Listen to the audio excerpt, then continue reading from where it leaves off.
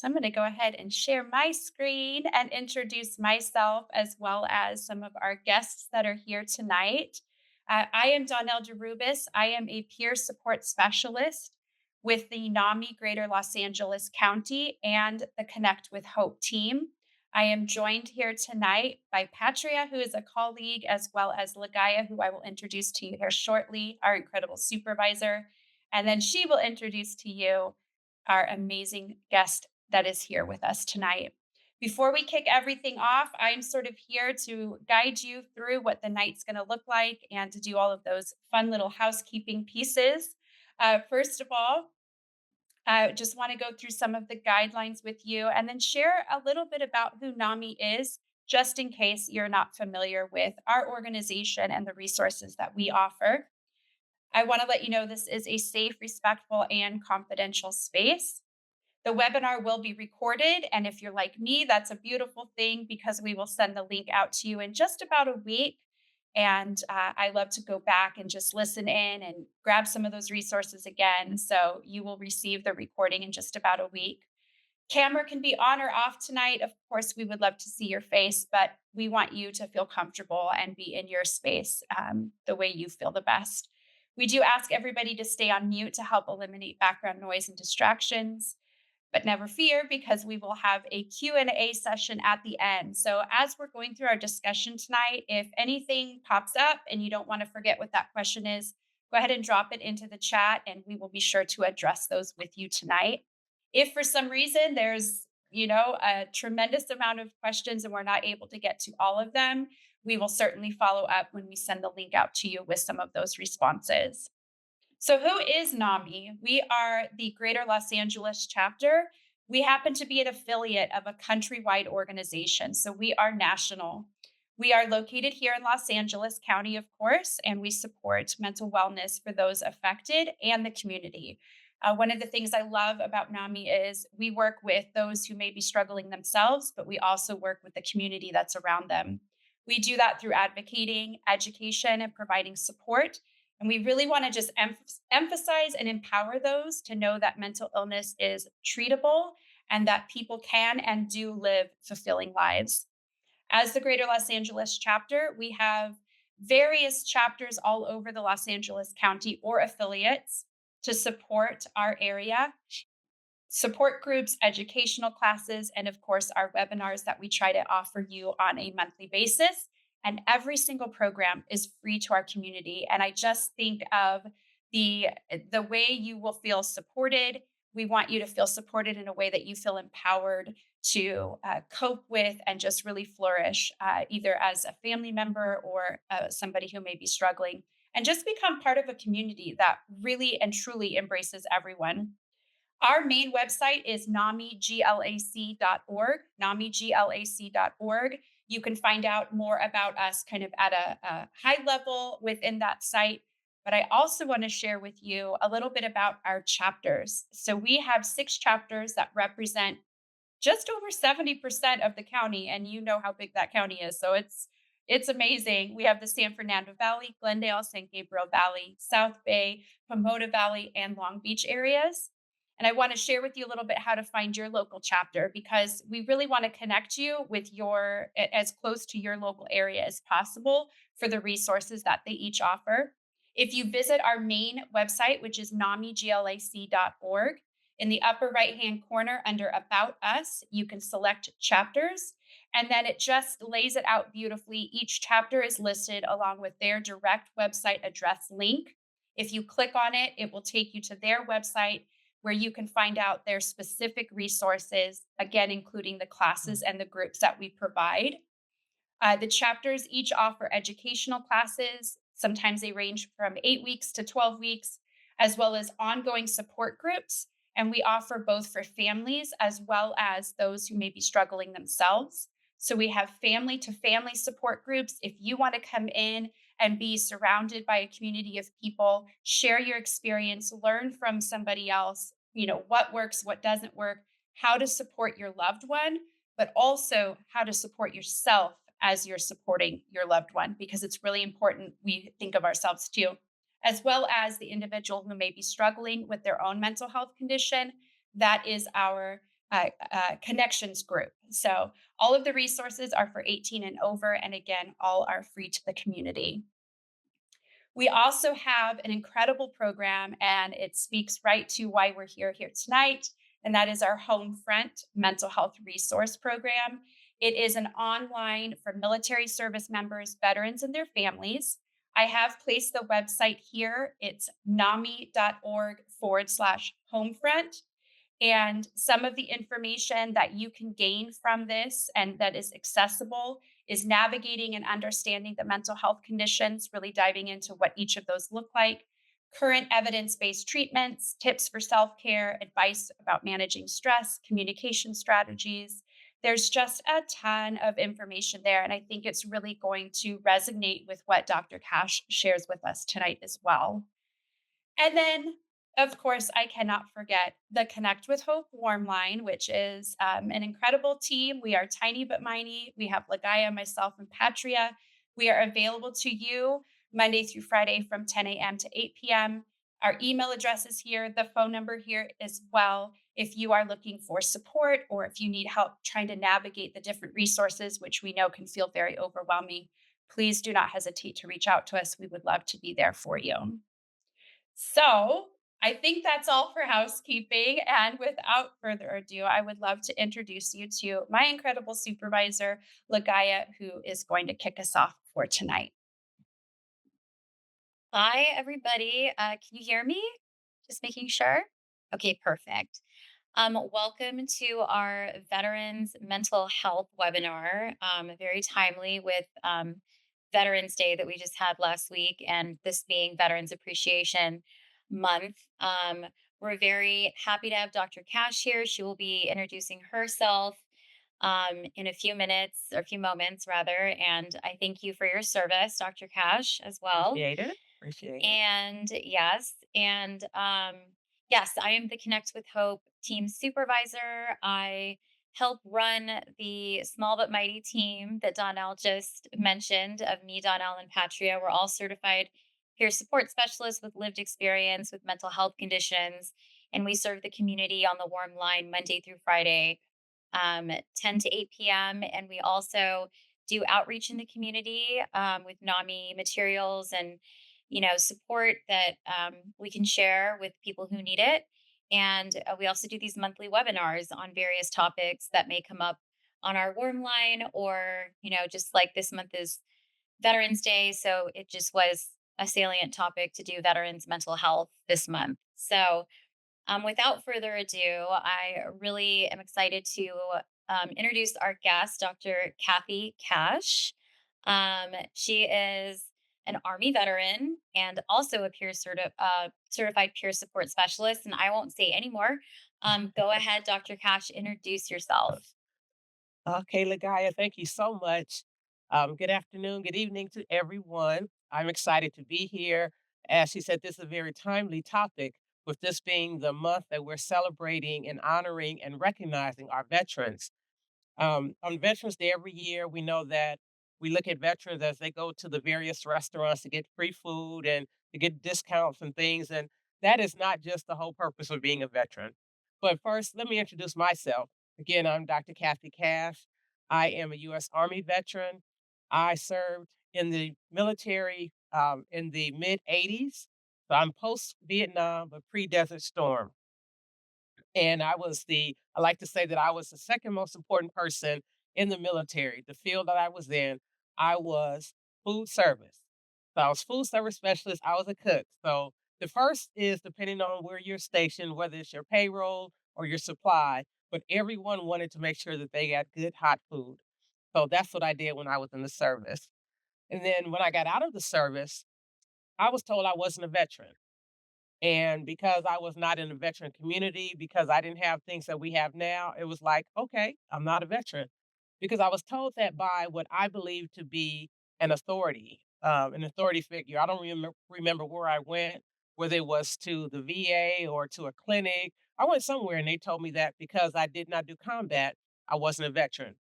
And now I know that that's not true. But back then, it's like, okay, let me go and live my life. And then about 20 years after that, 20, 25 years after that, a friend of mine who I went to school with, we served at the same time. He was a Marine veteran and he's since passed on. But I had a health challenge and he said, we were talking, he says, "What VA do you go to?" I said, "I don't go to the VA because I'm not a veteran." So, in some very colorful language, he told me that I was a veteran and I need to get myself to a VA.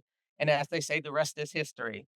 I've decided that I'm being the peer support now that I needed then, which is someone who gives resources, someone who gives information, someone who has a listening ear for what's going on with the veterans.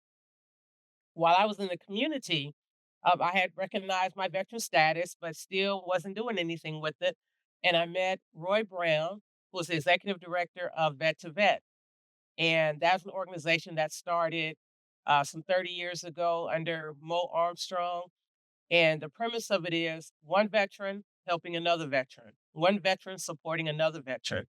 And that's where we would get together. We learned how to share our stories. We learned how to listen. We learned about our own diagnosis. We learned about things that pertain to us as veterans, and we were able to share it with other veterans. And Vet to Vet is an evidence based program. And which that means is it has been shown, it has been researched, it has been proven to do what it's supposed to do. And in many instances, talking to another veteran is as good as, if not better than, seeing a clinician. So I was able to get involved with Vet to Vet. I became a facilitator, became an instructor, just did a lot with Vet to Vet and branched off into peer support with the VA. So 2 years ago, a little over 2 years ago, I retired from the VA as a peer specialist, and I still volunteer as a peer specialist now because there's still many veterans who are in our community that need resources, that need information, that need a listening ear. Um, it's the services are still needed because when we go anywhere, and this is all over, especially post COVID, everyone is short staffed. So, because everyone is short staffed, instead of keeping our veterans and others from getting services, we find innovative ways to continue to provide services. So, as a peer support specialist, that's what I do in the community. I continue to offer resources, I continue to connect with veterans, and we'll walk with the veteran through whatever process they need. Because once again, oftentimes we think we're the only ones who've gone through something. It's like, "They took my money. I'm the only one in the world that they've ever taken money from." No, somebody across the room will say, "They did that to me too." And then now we can talk and figure out what do we do next because I see that it hasn't taken you out. So that means that there's hope for me. So as peers, we are change agents of hope. We do help instill that hope into one another so that we can continue to go forward. But in terms of me, I do all of that. I live in Los Angeles, 3 adult children, and a brand new grandbaby. My grandson is 2 months old, and, Aw, I gotta throw that plug out, that shout out for him. He is 2 months congratulations. old. Thank you.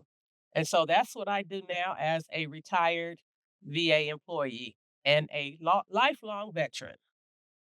Thank you so much for that intro. And just thank you again for everything that you've done leading up to this webinar for this community. Yeah, just to kick off our conversation, I know we have several topics that we want to cover while you're here. So, why don't we start with just some statistics for veterans, mental health, and the challenges that we're currently facing when it comes to taking care of them. Hey. And it's really interesting because people like numbers. I have found that people like numbers. They don't know what you mean unless they can compare it to another number. So I didn't want to like overwhelm anyone with statistics and research, but there are some pertinent statistics that I wanted to share. When we look at our veterans, there are approximately 30% of our veteran population return from Iraq and Afghanistan experiencing PTSD, depression, anxiety, and other mental health conditions. And because of that, they come into a community where when they left, they may not have had those symptoms, or those symptoms may not be as bad as they are upon return. When we look at the number of veterans who access mental health care, through the VA. Approximately 1.7 million veterans over the past few years have begun to access VA mental health care, but there is still a shortfall. There's still many veterans that won't go to the VA because of trust issues and because of how they've been treated and because of what they've heard. So they may not utilize the mental health services at the VA. One of the hot topics, if you will, is suicide prevention. Suicide rates are extremely high. One suicide is one suicide too many. So, right now, when we look at statistics, depending on whose numbers you look at, anywhere from 16 to 25 people per day commit suicide that are veterans. And this is higher, over 50% higher than our general population.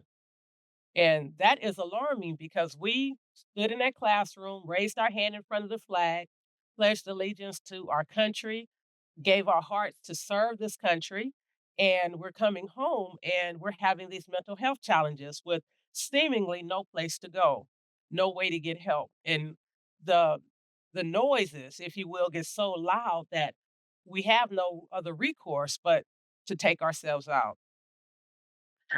So the statistics, they're there, and yes, they're alarming, and maybe that's what we need to have, those alarming statistics in order to get us to kick in the gear more of things that we can do.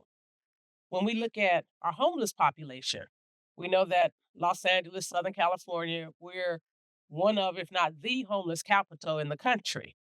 And about 11% of the homeless population is a result of untreated mental health conditions and difficulties transitioning to civilian life.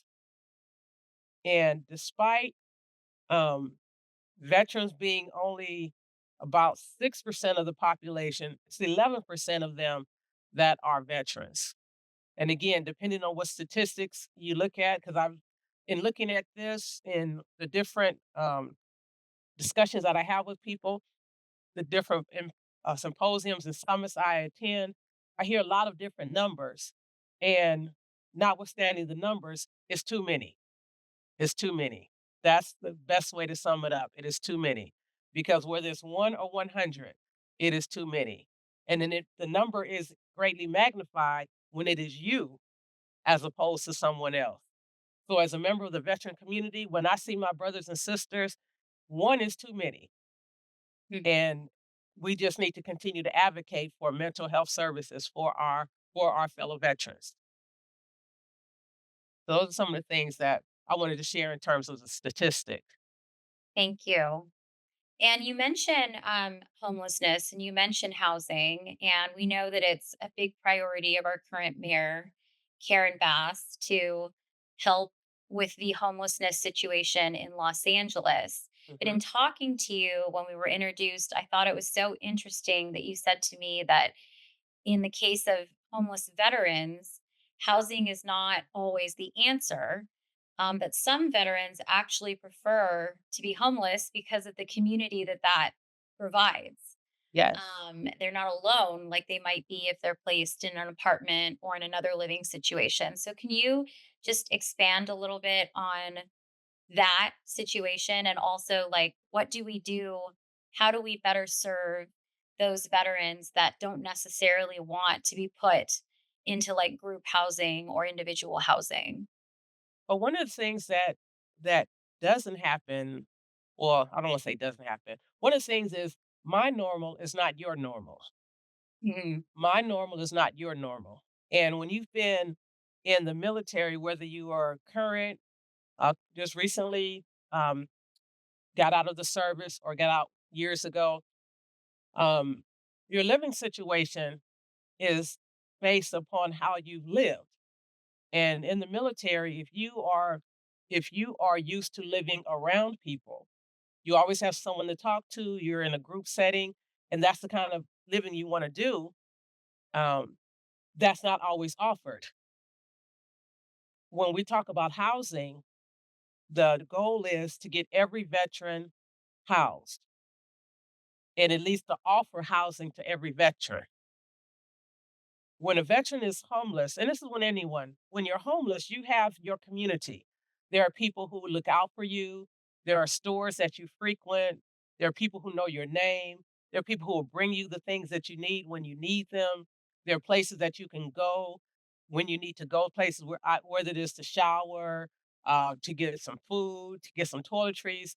You have a routine when you're homeless.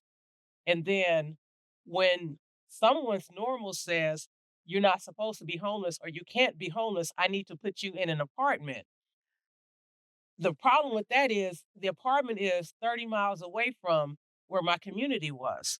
So you're moving me from here 30 miles away and putting me in a place where it's a nice place. There are people around, but I'm not that social butterfly. I don't go out and meet people. I don't do that. So I sit in my apartment and I become the master of the remote control because that's all I think I can do. But then if we continue to support our veterans as we put them in the units, that is with either groups or ongoing visits, that is that connection because we were not created to be alone. I didn't say in my introduction, but I'm also a pastor, and I deal with the spiritual wellness of a veteran, the spiritual wellness of people in general, and that spiritual wellness deals with purpose and meaning. So we were not created to be alone. So when you take me out of a place where I've been surrounded with people, and you put me someplace where I'm alone, then something happens, and I may not acclimate myself as quickly as normal people would.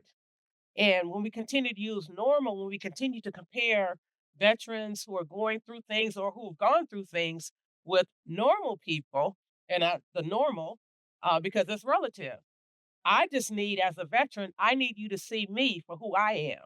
I need you to work with me for what I need to work with. I need you to talk to me. I need you to listen to me.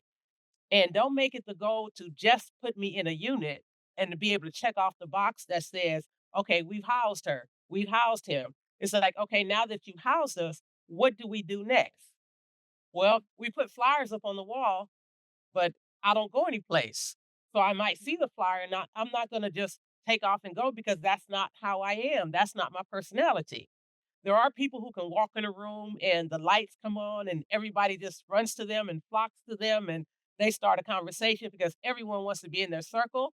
And then there are those who walk in a room and nobody else moves and they go and sit down in a corner and nobody talks to them. And they say, well, I don't have to do this anymore. I can sit alone in my own unit. So they won't go anywhere.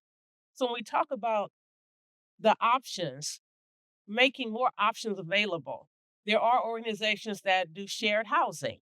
There are the tiny homes, the tiny units at the West LA VA, which is for a certain amount of time. And then there are other places that will offer other types of housing. But the solution is not just to get you into an apartment, but there may be some programs or there are some programs that have dormitory style housing or barrack style housing because that's what some people need to have. If I don't have any family, if I don't have any friends, that's how I would create my friends and my family by being around people. And then I gained that trust because in the military, we left nobody behind. So we knew each other enough that we could trust them because we had to. We didn't know what was going on around us. So if I could only see into my front, I needed somebody to watch my back. So that's that trust. So sometimes housing is not just being able to put me into an apartment unit, but to put me in a community. And that community may be apartments that are in a building with all veterans. It could be dormitory barrack style housing. It could be a community where everyone in that community, in that gated community, is a veteran and they own their own home. All of those different options. But talking to a veteran and finding out what do you need to do to thrive? Because what I need to have to thrive may be different than the next person. It actually is different. That we may be similar, but there are some things that I like that the next person may not like. But that doesn't happen unless someone talks to me. And that's one of the things that I think that there should be a lot more done of is actually talking to veterans instead of just saying, this is what you're going to do. And you ought to be happy that we have this for you. Mhm. But if no one else in the world has to settle, why do we make the veterans settle? So it's So really about, oh, sorry to no, no, go interrupt ahead. you. Go ahead. It's really about a case by case basis and really asking the veteran what is best for them in their individual situation Mhm. and not just assuming that putting them all in housing is the answer. Right. So we need Right. to be having more conversations with them and finding out what they prefer and what kind Yes. of lifestyle and community they need to thrive. Yes. And I love groups because we don't know what we don't know. And if I'm in a group, I get to hear thoughts and opinions from other people. And that might be something I'm willing to try. That might be something I'm like, I never heard that before. So let's try that. So when we do things in a group, we get to open up, we get to expose ourselves to other thoughts and ideas, and we don't feel pigeonholed. We don't feel that we're constricted to just what one person says that we must do in order to be successful. Because it's just like learning styles. There, everybody has a different learning style.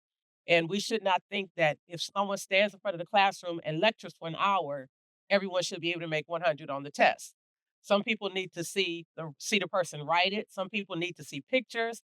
Some people need to write it for themselves.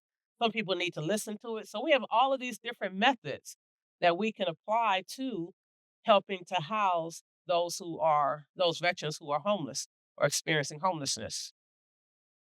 Okay, I just wanted to say really quickly, we're seeing that a few questions come in, and what we're going to do is just get through our discussion topics. And then hopefully around 7 p.m. or whenever we finish our topics, we will direct those questions to Dr. Cash. So go ahead and pop them into the chat as they come up, as Donnell said earlier, and we will get them answered. So thank you.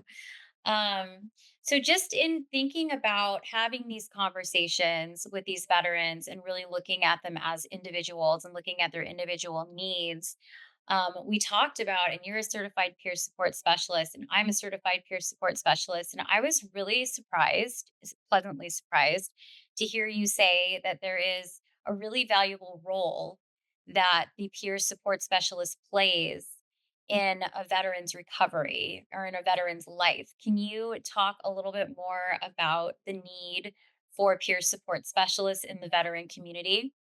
Oh, I would love to, because like I said at the beginning, I needed a peer support when I got out of the service. When I got out of the service, I'm looking around, I didn't see anything that I recognized. Everyone says, "Go to the VA." So I went to the VA, and unfortunately, at that time, the VA did not help me. Well, they helped me for what I thought they did, but then I found 20, 25 years later that they had not actually helped me. If I had someone else to go to and ask for a second opinion or another thought or to share a story, I might have gotten some other benefits during these years that I did not get. When we talk about a peer specialist in the life of a veteran, we're talking about someone that they can talk to, someone that will listen to them non-judgmentally, non-condemning. We've all done things that we are not proud of. And sometimes those things inhibit or cause our mental health challenges. And if I can share something without feeling like, okay, you're going to shame me, you're going to talk about me, you're going to make me feel bad, if I can share that, and then that will help me over the proverbial hump. And that's what a peer specialist is there for. We're non judgmental, we're listening, we're giving direction, we're mentoring, we're letting you know I've been there before. I may not have had the same experience as you, but I've had a similar experience. And I was able to get through my experiences because I did dot, dot, dot, dot, dot. And so I believe that you can do the same thing. So let's explore what we need to do, what we can work on doing, what kind of plan we can come up with so that you can make happen what you need to happen. We provide that emotional support. We provide the resources, the navigation of the resources. We serve as role models. When you deal with the VA, especially West LA VA, but one thing about the VA, when you've seen one VA, you've seen one VA. They all operate differently. They all have basically the services for the veteran, but in one VA is called the Welcome Center, in another VA is called the Navigation Center, in another VA it might be called something different. So Having a peer who's been through the VA system helps the veteran incoming or having been there for a while to learn new things about the VA system, about benefits. I learned 90% of the stuff that I learned about being a veteran and benefits from another veteran. Some of it was through direct conversation, some of it was in groups, some of it was in ear hustling, sitting in the waiting room. That was one of the things I learned when I was picking up a prescription years ago when they were still doing paper checks. I heard a couple of veterans talking, and one of them said, "Oh, it's 4 o'clock. I need to get to the business office." The other veteran said, "Why?" Well, he says, "I need to get there because they supposed to give me a check." Okay, just like your eyebrows when mine did too. A check. What's a check for? Well, they give you travel pay. When you go to the VA, when you go to the doctor for your appointments, they give you travel pay. Oh, wow. Okay. So, needless to say, I went and applied and did all I needed to do. So when I go to doctors now, I'm able to kick in on that benefit of getting the travel pay. So again, those are is so much that is out there for veterans that it cannot be contained in one book.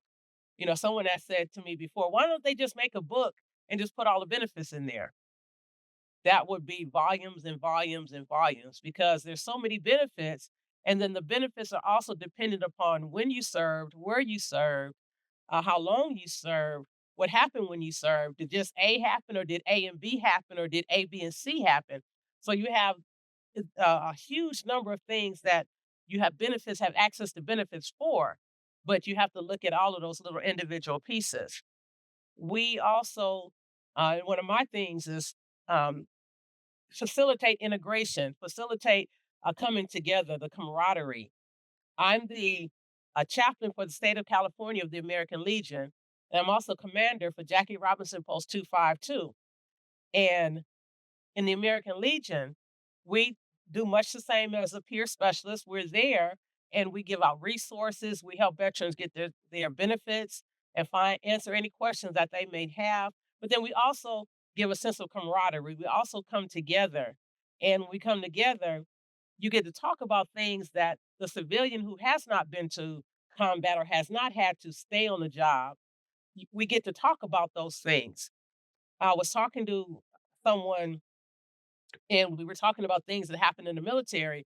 Then the person said, "Well, why didn't you just leave? You could quit your job." It's like it's not. It doesn't work that way in the military. You are under contract. You belong to Uncle Sam until your contract is over. And so you can't just walk away, but you have to learn to deal with things. And so when we come together as veterans, we get to talk about what happened to you, and how did you deal with it, and how are you dealing with it now?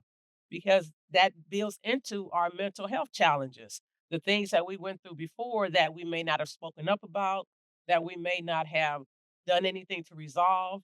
We've buried it, so it's bubbling around, and then it comes out at the wrong moment. It comes out when we're talking to our family, it comes out when we're talking to our friends, and that causes other issues. So, as a peer specialist, we provide that platform for veterans to talk together because I love groups, and that's what I love doing with the groups.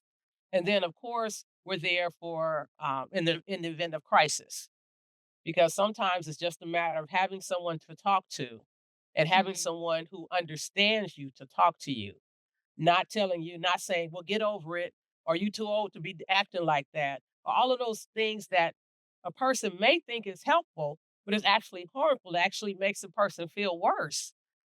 So, as veterans, we're there in the moment of crisis.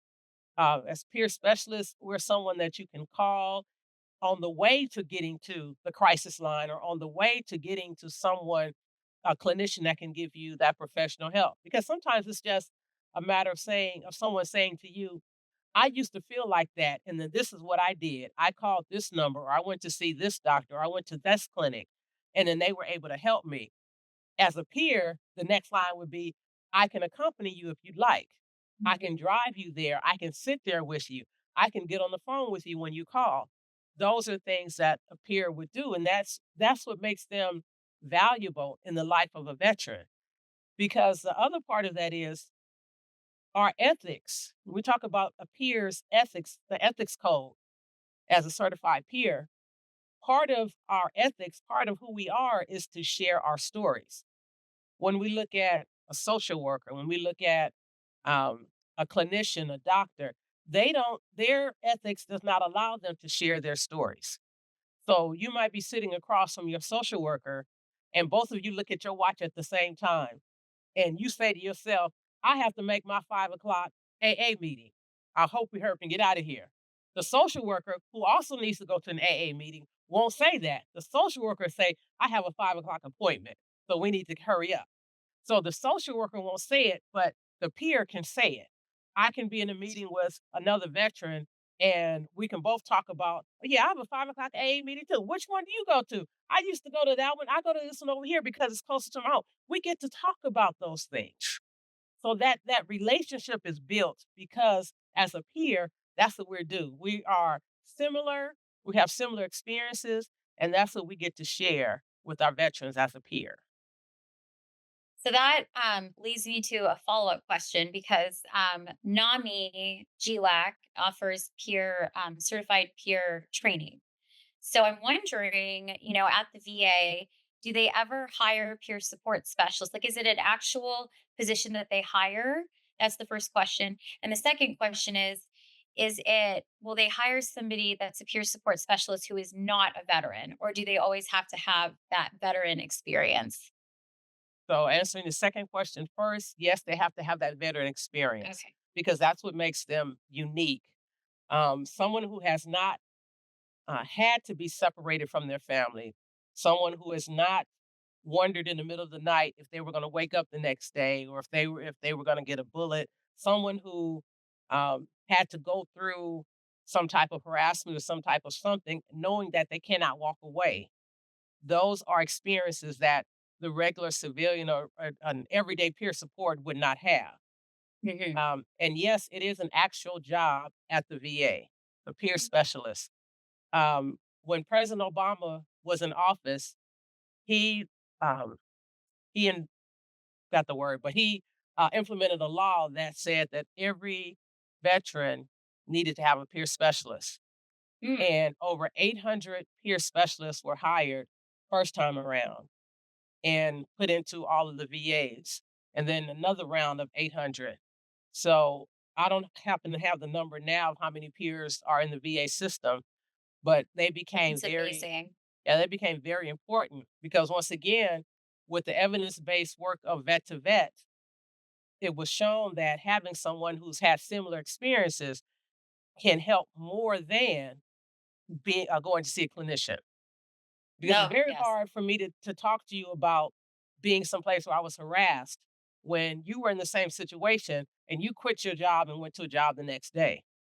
Mhm. Whereas I'm overseas or I'm in a place where I just can't leave or I just can't leave because I'm government issue at that time. So Yes. that's the important piece of a veteran peer specialist. So Thank they require certification. The VA does require certification. So you learn all those skills, but the extra piece that you bring to the job at the VA is the experience of having lived experience of a veteran. Okay.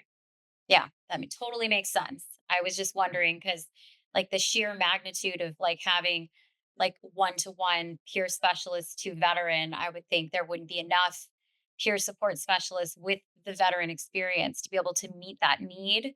But hopefully they are. So that's amazing. Yes. What Obama did with that, I think that's great. Um, Okay, so switching a little bit to something a little more cheerful, let's talk about successful reentry. So, what do you, in your experience, what do you think the definition of successful reentry for a veteran who has been struggling with a mental health condition is? How do we define that for them when they've recovered and they're back in society? Like, what do you define that as? So I personally define it as just like everything else is an individual thing, depends on their Mhm. individual needs, the goals that they've set for themselves, circumstances that are there around them. Maybe their goal is to get into an apartment. That is their goal to get into an apartment and to get employment, gainfully employed, to buy a car. Then you're taking those steps to make all of that happen. So some of us are self-driven, and some of us need somebody to hold our hands, and then there are those on the spectrum all in between. So we talk about successful reentry, because that's what when we come back into society, we're reintegrating into society. And in that reintegration, I'm now able um, to make my doctor's appointments, make and keep my doctor's appointments. I'm able to go grocery shopping. I'm able to handle my finances. I'm able to ask for help if it's something that I can't do, and then have resources I know I can tap into. So that becomes my vision of successful reentry, because I know everybody doesn't always get it immediately, but knowing that you can work towards it and working towards it, to me, that's what successful reentry is defined as: the stability in their housing, where I'm housed however way I wanted to be housed, whether I'm in an apartment, whether I bought me a house, whether I'm in a barrack somewhere in a dormitory style.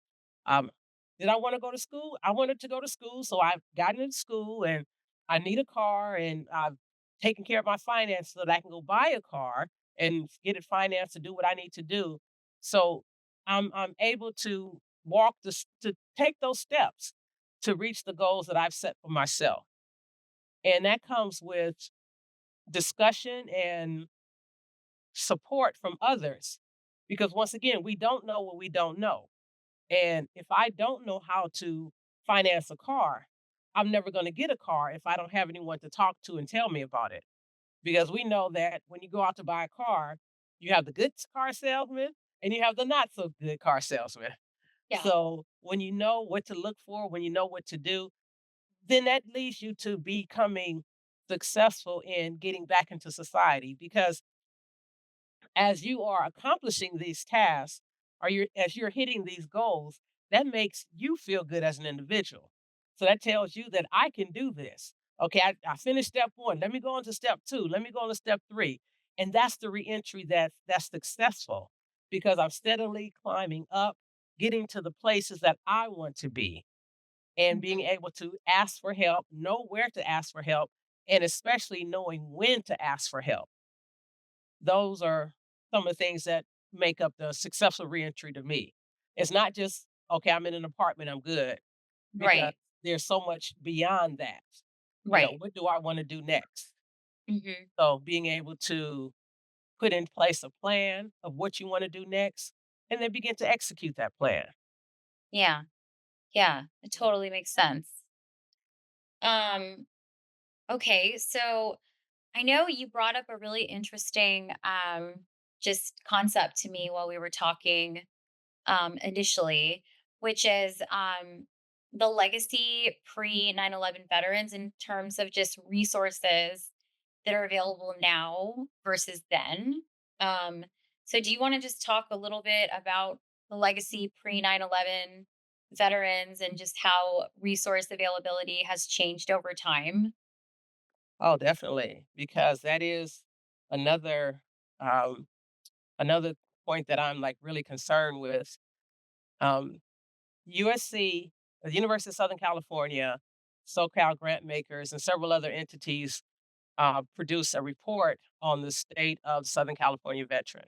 In that report, they named the veterans that served prior to 2001 legacy veterans.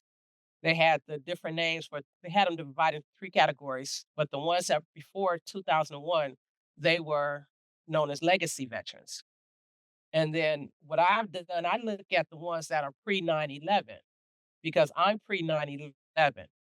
Um, and that's 2001. And I'm also looking at the ones that were pre 1990, because the Gulf War started in 1990, Mhm. and the the war prior to that, the declared war prior to that, was the Vietnam War.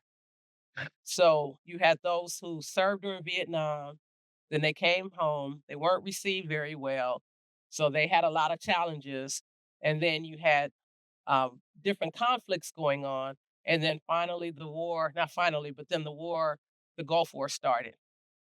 So those veterans prior to 1999, I'm sorry, 1989, did not have the benefit of the benefits and the resources that we have now.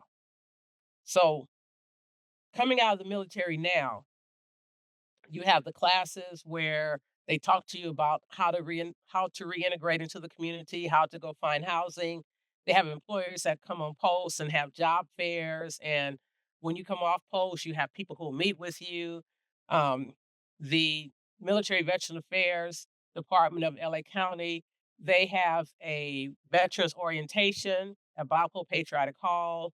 It's either once a month or once a quarter, where those who are newly released from the military can go and meet other veterans, meet employers, meet people about school, talk to people about their benefits. So you have all of that all of these resources and benefits that we're basically tripping over now. Mhm. But in 1989, there was a few things.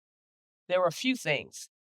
Um, I remember going to, well, when I got out, I did not have a job.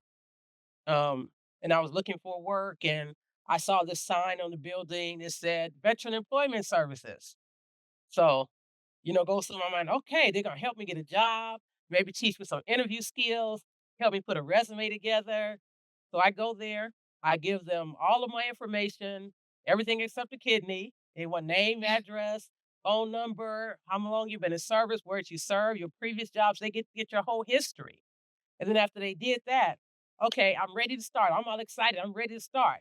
And they point to a bulletin board with flyers on it and said, that's our employment services. Mhm. And I'm like, but don't I get it? Oh, we don't do that here. But what about resume writing? Well, they have a class that you can take if you want to take it. We're not affiliated with them, but so it's just all of this obscure stuff. So I'm Mhm. like, okay. And needless to say, that did not help me. But Right. now you come out of the military, you have, the clothing closet that will help you get dressed for an interview. They'll give you clothes, they'll do mock interviews for you. You have the job fairs that happen. You have employers who are ready to hire you on the spot. You have the benefits counselors who are there that'll help you get into school. You show up with your DD-214, your discharge papers, and you're able to say, "Here, this is what I did." They say, "Boom, I sign you up, and this is what you get to do, and these are your benefits." Not so in 1989. So the legacy veterans, a lot of them just gave up. They just said, there's nobody out here to help me. I got to make it on my own. Some did, and some didn't. And one of the things that we're doing now is reaching back to those veterans, the Vietnam era veterans, the Vietnam veterans, those that served during that Cold War period, post Vietnam, pre Desert Storm. Um, who went to the VA and were turned away because they didn't meet whatever criteria was in place 40 years ago. And we're pulling them in because now they're in their 60s and 70s and they are having physical challenges, they're having mental health challenges, things that stem from their service during that time. And so as a peer, we're reaching out to them and just letting them know that there are services available. And people will say, "Oh, well, this happened back in 1970. I can't possibly get anything now." Yes, you can. There are services that are available now. There are benefits that are available now. There are ways that you can tap in and get um, your benefits that are service connected. In other words, if there is something that happened to you while you're in the military or as a result of the military, that's deemed as service connected. And so VA, Veterans Affairs will compensate you for uh, for things that happen while you were in the military, for physical challenges, mental health challenges. So it's just something that is you're able to explore now 20, 30, 40, 50 years later because again, it wasn't as readily available back then. Now, if you were part of a military family, then, if your parents were in the military, then when you got out, your parents told you what to do. They told you how to do this. They connected you with a friend over here and over there. So you made it. But if you were, as I was, from a non-military family or a family that had military but didn't talk about it, then you had to figure it out. Mhm. And so a lot of people figured it out, and then a lot of our women have just said, "I don't wanna deal with it. I don't wanna deal with it anymore. I'm not gonna claim my veteran status. I'm not gonna go to the VA. I'm done." And so we're meeting a lot of those women who we're trying to bring back into the fold, so to speak, so that they can get their benefits and then realize that what's happened to you was not your fault. What happened to you was not something that you have to be ashamed or have to live with because it has happened to so many others. And we can talk about it and see about getting some support for you. So what you're referring to, I'm assuming, is the next thing we were going to talk about. So the expanding presence of female veterans, and then with that, unfortunately, some of the sexual trauma that can occur during their service. Um, Yes. that's, I'm assuming, what you're referring to. Yes. So do you want to speak a moment on that topic? Oh, yes, definitely. Military sexual trauma, harassment, rape, those kind of things happen to women and men in the Mhm. military. And prior to, again, with those legacy veterans, it happened to them, and research had not kicked in yet to say that that was a real thing.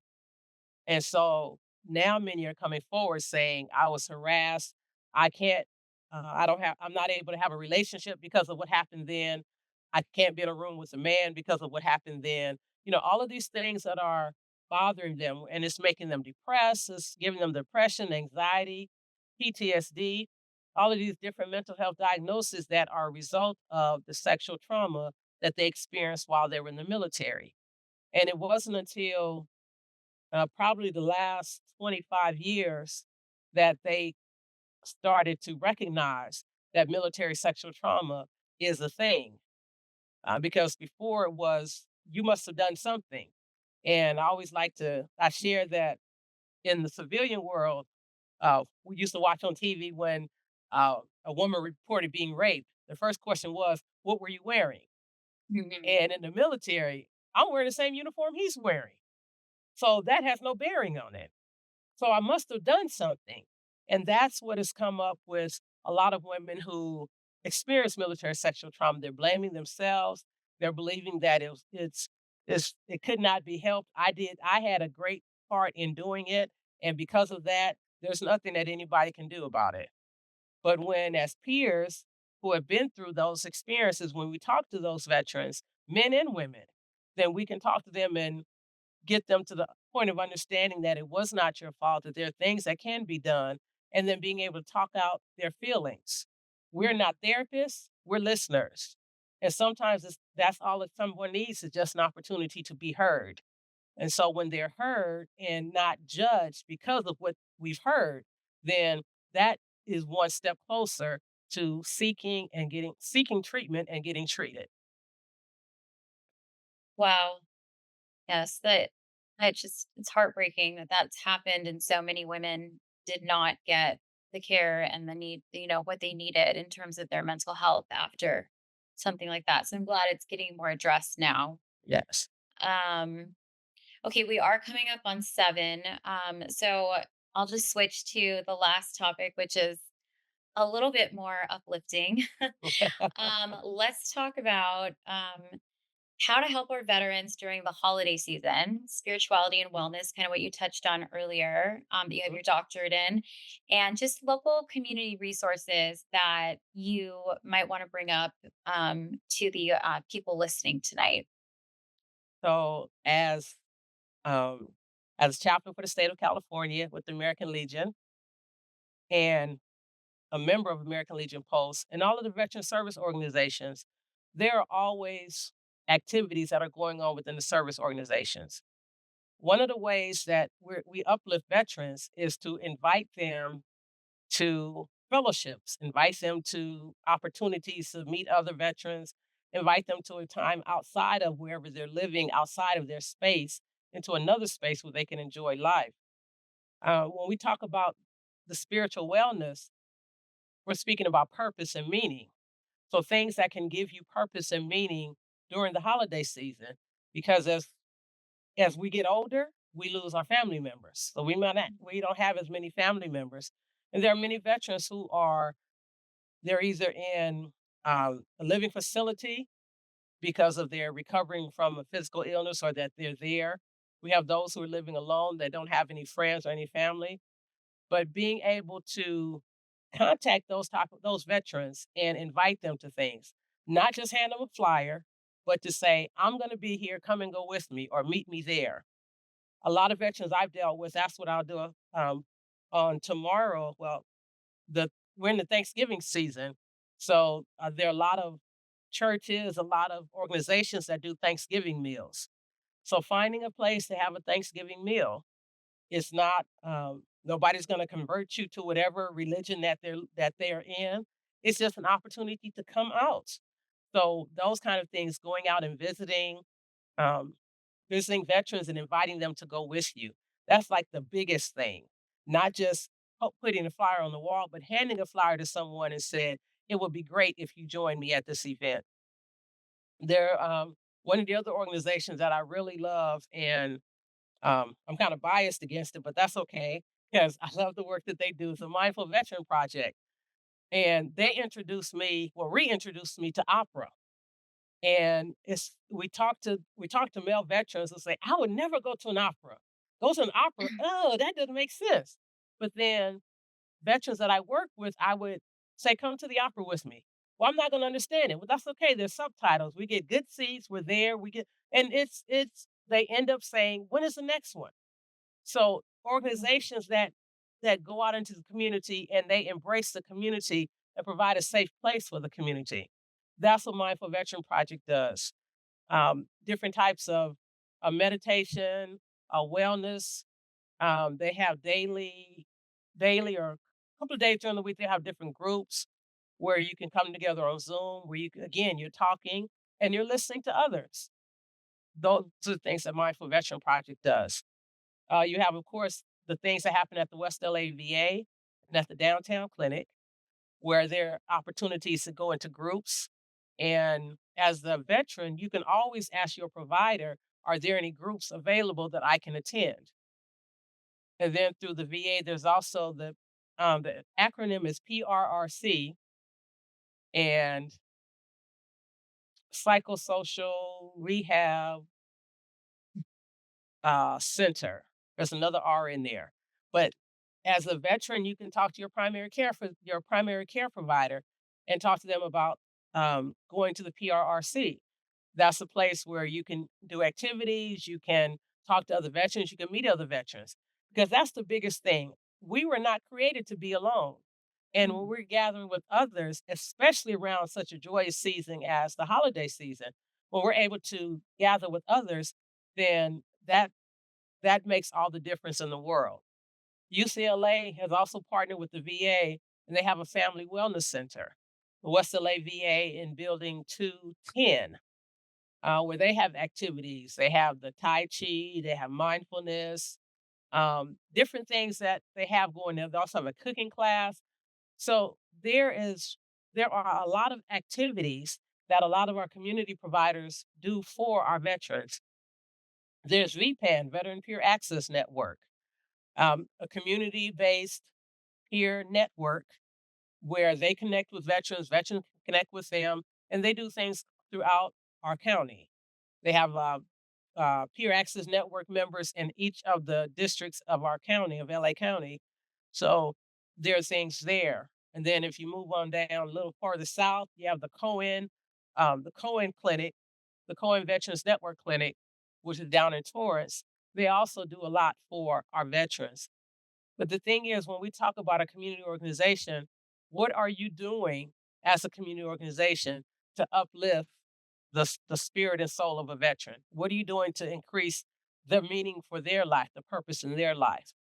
And then, of course, there's Village for Vets, another great organization, because I recently started painting. Over the past year and a half or so, I started painting. And every month, there's a Navy veteran, very good friend of mine, Phyllis Miller. She runs a paint and snack at the golf course at West LA. And Village for Vets, one of the organizations that helps sponsor the luncheon for that. But coming out and there's no pressure to paint. There's no pressure, you don't have to make that line straight. You just paint what's on your heart. You paint what's on your mind. She helps to blend Phyllis helps you blend colors. She helps you with ideas. She compliments you. She just works with you because that paint therapy is another way that your creative juices get to run. And that's, again, another thing that as veterans we're able to do and that we can tell somebody else about and ask somebody to come along with me because this is what I'm going to do and it's going to be a lot of fun. So those are some of the things that I've done. I've hung out, places I've hung out at, things that I know about, and there are so many more, so many more. Well, you have mentioned a lot of resources. So I think what might be wonderful is when we send this recording out, maybe you could put together some of those resources in an email, or we can, send it out to everybody so that, all of these things that you've mentioned, they can have access to. So I'll get with you offline after this to do that because I think it's really Okay. important to make people aware for sure. Yes. Yes. Um, well, thank you. That was a lot that we just went over. We do have a couple questions. Should I ask them, Donnell, or do you have them in the chat? I only have one, so if you want to start with the ones you have. Okay, hold on one second. Okay. Okay, the first one is from Debbie Frund. Does the VA have any mental health providers? If yes, I would guess there is a huge shortage like every other place in our society. Yes. Yes. Yes. Yes. They do have mental health providers. There is a wait list. They offer community care so that if you're on the wait list and it's too long, you have the option of going out into the community and seeing a provider, and the VA will pick up the bill for that because we recognize the VA recognizes that mental health services are important, and sometimes you have to ask for that.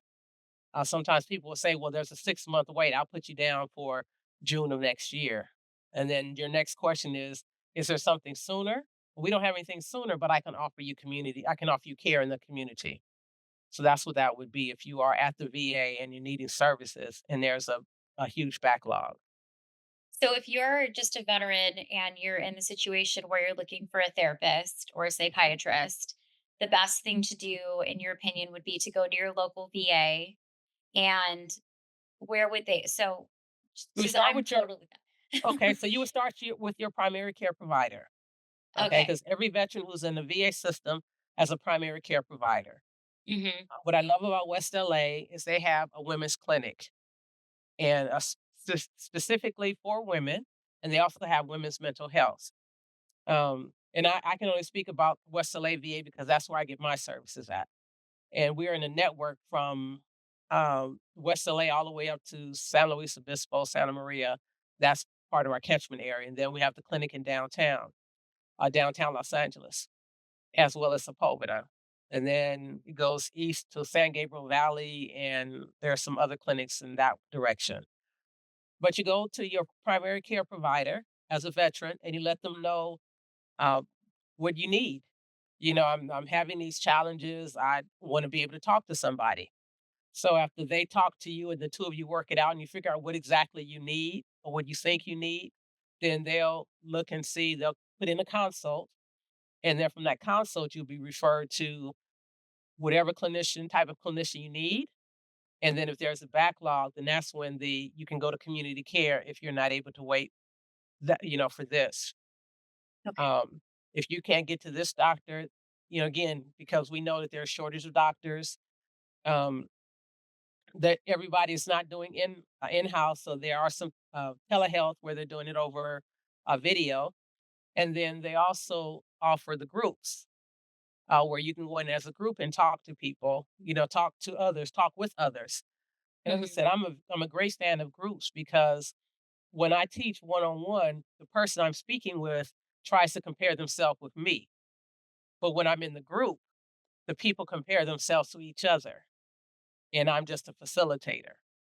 So when you see your primary care provider, those two options may be available. Whatever the situation you're dealing with is, you can go to a group or you can wait for a provider, or if you can't wait, you can go into community care. But then I also want to say there is always the crisis line. The crisis line is not just for suicide. The crisis line is not just for suicide. So many people, so many veterans, when they are going through something, they'll call me and I let them know that's not my scope. I can't help you with that. I can listen, but you want more. I can't do that. So call the crisis line. Well, I'm not trying to commit suicide. The crisis line is not just for those who are looking towards suicide. If you are in a crisis, and the crisis is how you define a crisis. The crisis is how you define a crisis. And whatever crisis you're going through, you call the crisis line and they'll be able to give you support and resources for you to get what you need. Is this the 988 line or is it a Yes. veteran specific? Okay. It's 988 and then press 1 for the veteran. That's right. They have the option for the Yes, veterans. Okay. 988, press 1.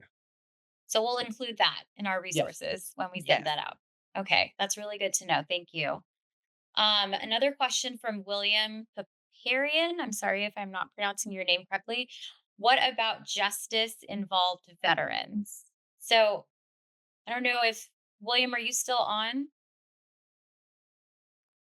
No, I don't know exactly what that So he question may is. be, well, there are programs, there are community providers partnering with the VA to help veterans who are incarcerated or who have been incarcerated, who are having challenges with in other legal issues. Bob Hope Patriotic Hall, there is a provider that works with legal issues where on a walk-in basis you go in and you can talk to them about your legal issue and they'll tell you what you need to do and give you that information. Um, there's uh, the Free Legal Aid Foundation.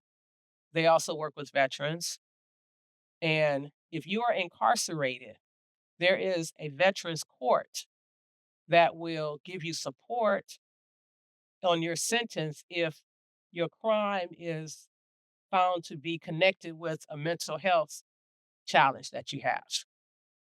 So you Wow. don't just automatically, go down because of something you've done, but you can get treatment. You have to abide by the treatment in lieu of jail time, for example. Hmm. Um, so yes, there are justice programs. There are different types of legal assistance that are available to veterans. Since he's not here, I don't know specifically what he's asking about, but those are in general some things that are available. Well, again, I'll remind you, I took a note. So we can include some of that in what we send out later Okay. and he'll get that. Okay. Okay, Donnell, what do you have?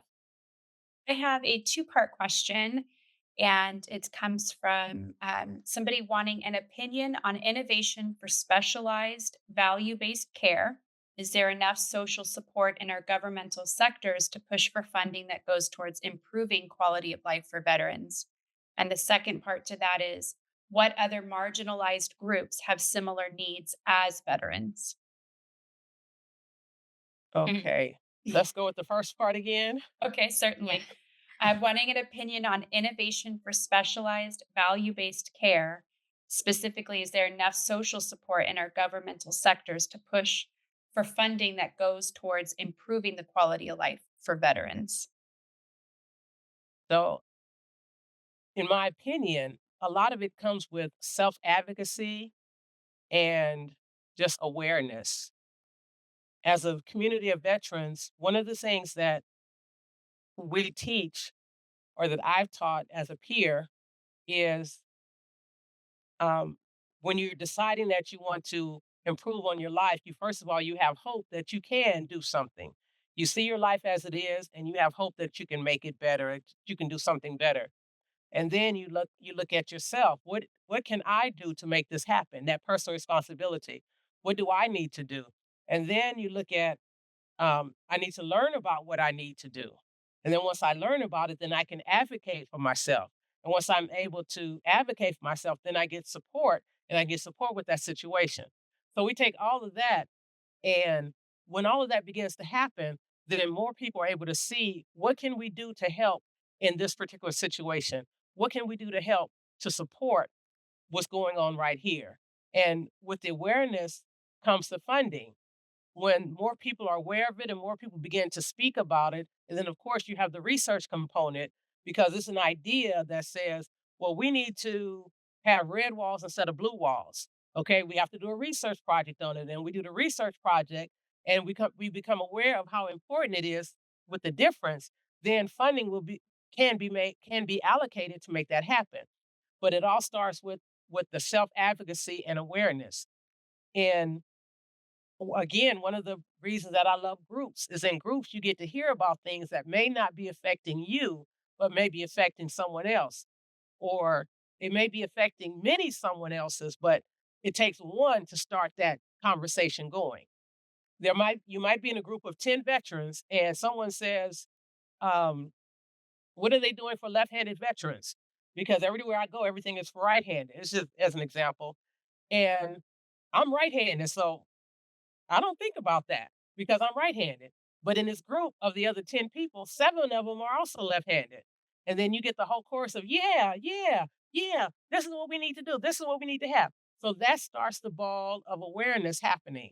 And then it goes on to the further steps in order to make what needs to happen happen. So, again, in my opinion, I'm thinking that as we become more aware of things that are going on with our veterans, and then we verbalize and vocalize what's going on, that will give us an opportunity to bring that innovation to the forefront. And with that innovation will come funding, because it doesn't happen unless someone if it doesn't happen if no one knows that it needs to happen. So that's what I Absolutely. feel about that. Okay. Thank And you. then the Yeah. second part. Yes. Is there other marginalized groups that have similar needs as veterans? um Well, sure. Yeah, I was trying to think of you can look at now, let me ask this, is that question just within the veteran community, a veteran overall? Because even within the veteran community, there are subsets of groups that don't get as much attention as other groups of veterans. So I'll go from both of those standpoints. Because when we look at veterans, we have um, women veterans, okay? Um, 10 years ago, when you looked at any advertisement for Veterans Day, all you saw were men in the pictures. Recently, they've started to showcase women in these pictures. Women organizations have started to come forward to let people know that women have served. One of the organizations, Women Vets on Point, with US Vets, they do a lot to bring the service of the woman veteran to the forefront. I had the opportunity and the pleasure to be on a talk show earlier this week. And one of the things I pointed out is that this is what a veteran looks like. Because when we go places and I say I'm a veteran, you don't look like a veteran. Well, what am I supposed to look like? And so this is what a veteran looks like. So we have women veterans, we have veterans who are part of the LGBTQ plus community. Um, we have veterans who are stigmatized because of their mental illnesses. So there are a lot of subsections within the veteran group. And then you can take those same subsections and put them out into the community. So they're not even veterans, but they're still marginalized because of those particular characteristics.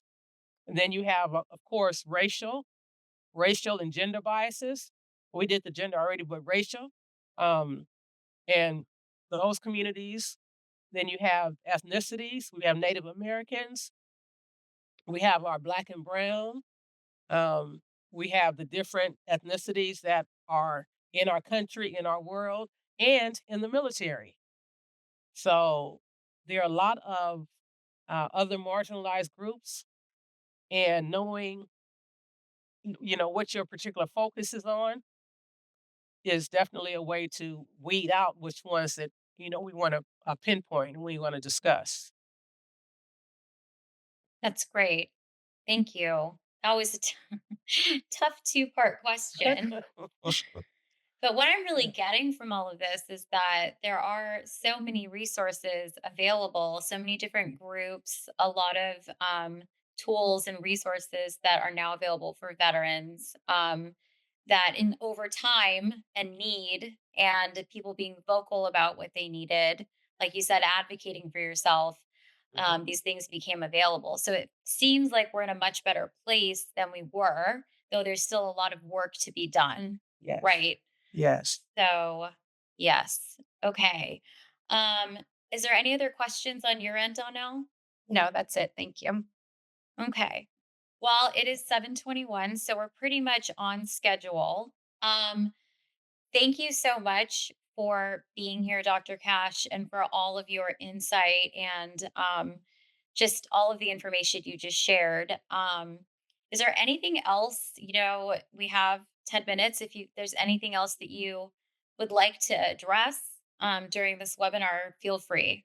One thing I want to share that goes back to self advocacy is with veterans, so many veterans come to the table with a defeatist attitude. They already decided, well, I don't qualify for this. I can't get this. I can't get treatment for this. And we quit before we even get started. Hmm. So that's a piece of encouragement that I want to give to those who are veterans who are listening, to those who have family members that are veterans, to those who are caregivers of veterans. Um, don't count yourself out because research is changing things every day. When you look at the news, Camp Lejeune, Marine veterans were drinking tainted water and bathing in tainted water for over 50 years. And it's just now come to the forefront that that was a problem. So if something is wrong, don't give up on it just because you haven't heard somebody else say it. It may not be something that works for you in your lifetime, but it'll help the next veteran coming behind you. And that's what we're here for. We leave nobody behind. We take care of each other, we take care of our own, we support each other, and that's what makes us a strong unit as a unit of veterans. And there was a time that I did not claim my veteran status, but now I'm a proud card carrying veteran of the United States Army. And I share that with any and everybody. And I just love doing what I do because it is discouraging sometimes when we try to do things and we can't do them. And then there's age that happens and some things that are related to some physical challenges that we have. Yes, they're related to our age, but they also could be related to service that we rendered to our country 30 and 40 years ago. Hmm. If you were jumping out of airplanes and you hit the ground at the age of 20, you were good. You hit the ground, you got up, you ran across the field, you were good. But then at the age of 60, you can't get up out of your chair and you want to say, "Oh, it's just old age." Well, that's part of it. But if you're 60 now, you could have had good knees for another 30 years had you not been jumping out of the airplane. Hmm. So when I say don't discount what's going on with you, tell the doctor everything. Tell the doctor everything. Peer specialists, we've heard a lot, we've seen a lot, we've done a lot. So it's not much that can shock us. So get a peer support specialist. And people always ask, how do I get one?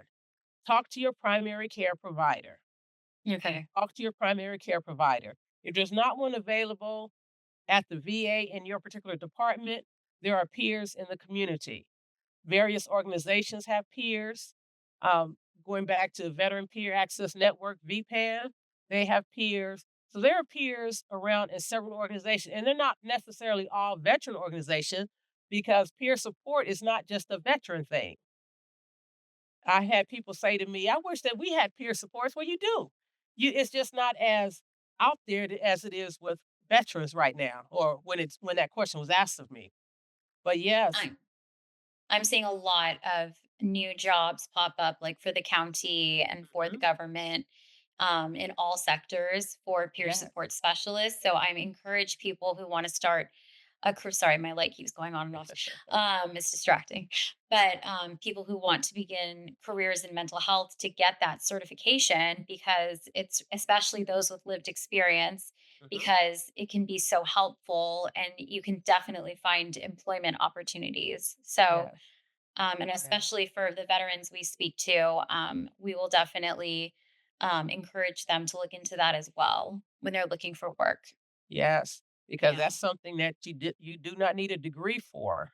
No, because your lived experience, no one can take your experience away from you. exactly. No one can tell you that what you say happened did not happen. They can say it, Mhm. but you know it happened. And Yeah. as you're sharing with someone, that other person will know that you're talking about what you know about and not Yes. what you read about. Because it's Yeah. funny when I talk to senior veterans. I had a couple of World War II veterans that Oh I my work gosh. with, and just the sweetest and nicest people. And their social worker, and this is not anything against any other profession, a social worker comes to them and they're trying to talk to them. So then I had this one veteran say, "She ain't even old enough to be my granddaughter yet. I wasn't even born yet." And they go through all of this, and but then you have a peer that talks to them who can relate to them. Yeah. So peers don't stand alone, just as social workers don't stand alone, just as providers don't stand alone. We all need to participate on that interdisciplinary team, because what they may tell the peer, they may not tell the social worker, because they don't want to get that shocked look. Mhm. When you tell when you tell someone something that is kind of like inconceivable, I would never have done that in my life. Oh, how could you? When you tell somebody that, you don't want that reaction. But then when No, you're talking to a peer and they've done it too, they've probably done it 10 times as exactly. many as you, Yeah. and it's like, okay, yeah, I did that too. When you were here, I did it over here. And then you get to compare stories. So there's no shame, there's no embarrassment, there's no like, oh my goodness. But then when you talk to some others who have not done that, that's the reaction that they get. Mhm. And the peer can encourage them. Let's go on and tell your story, because this is part of your treatment.